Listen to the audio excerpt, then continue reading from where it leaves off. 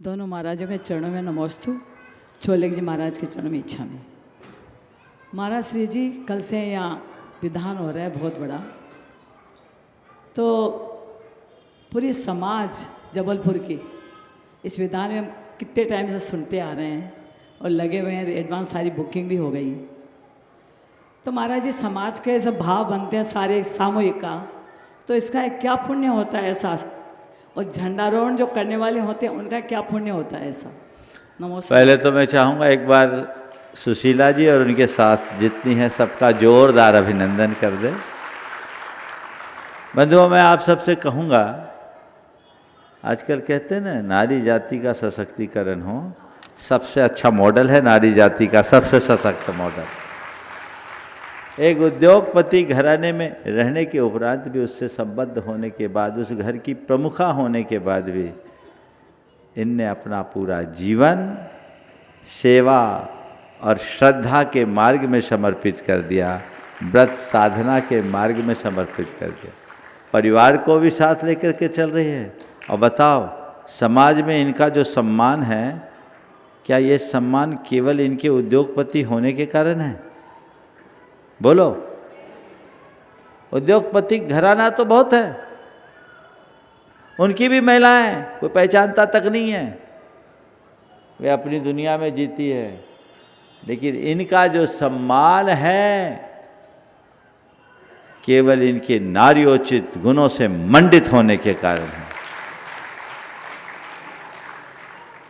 ये role model लेना चाहिए अपने सामने, इसको आत्मसात करके जीना चाहिए। ऊपरी चमक को मत देखो, भीतर से मजबूत बनने की कोशिश करो। ये बहुत अच्छी बात है कि कल इस महा अनुष्ठान का ध्वजारोहण सुशीला जी के ही कर कमलों से संपन्न होगा। ऐसे तो ये प्रायः हर विधान में आती है और अग्रणी भूमिका रखती है। इस बार इनके कुछ परिवार में कार्यक्रम है, इसलिए ये रह नहीं पा रही है, डेट कुछ ऐसी बन गई। लेकिन चलो, जिसके हाथ से मंगलाचरण हो गया, श्रेय उसके सिर पे जाता है। आपने पूछा है ध्वजारोहण करने वाले का क्या पुण्य होता है, सामूहिक आयोजनों का क्या प्रभाव होता है, वो मैं कल प्रकाश डाल चुका। लेकिन ध्वजारोहण यानी किसी मांगलिक कार्य का शुभारंभ।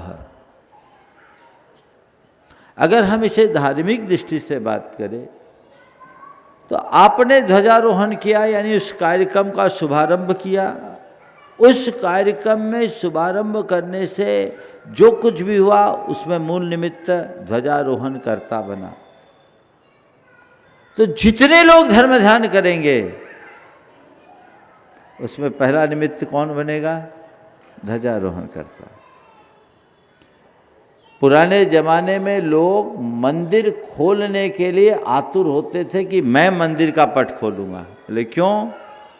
मेरे हाथों मंदिर का पट खुलेगा तो दिन भर में जितने लोग भगवान की वंदना करेंगे उनका पुण्य का एक हिस्सा मेरे खाते आएगा। तो जिसके कर कमलों से ध्वजारोहण हुआ उसके माथे पर इस अनुष्ठान का पूरा श्रेय जाएगा। तो आपका तो पुण्य ऐसे ही प्रबल है, और मैं मानता हूं जिसका पुण्य प्रबल होता है वही और प्रबल पुण्य का योग बना पाते हैं। निश्चित ये आपके प्रबल सौभाग्य का परिणाम है, और आपके माध्यम से मैं सबको कहता हूँ, जब कभी मौका आए तो उसे लाभ लेने में रंच मात्र कसर मत छोड़ना, उत्साहित होकर के करना। ये अभी सुदर्शन जी मुझसे पूछ रहे थे कि महाराज जी सारे प्रमुख मंडल हो गए। हमने कहा सब फुल है।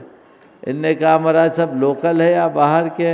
हमने कहा बस सुशीला जी को छोड़कर बाकी सब लोकल है। और सुशीला जी तो खैर चाहिए ही थे, क्योंकि इनका अगर मंगलाचरण न हो तो काम अधूरा रहता है।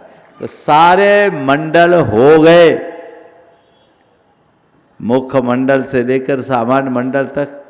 बस मंडप बड़ा है, मंडप के लिए हमने, हालांकि मेरे ख्याल से वो भी वैकेंसी बंद हो गई होगी, हो गई ना, खत्म हो गई।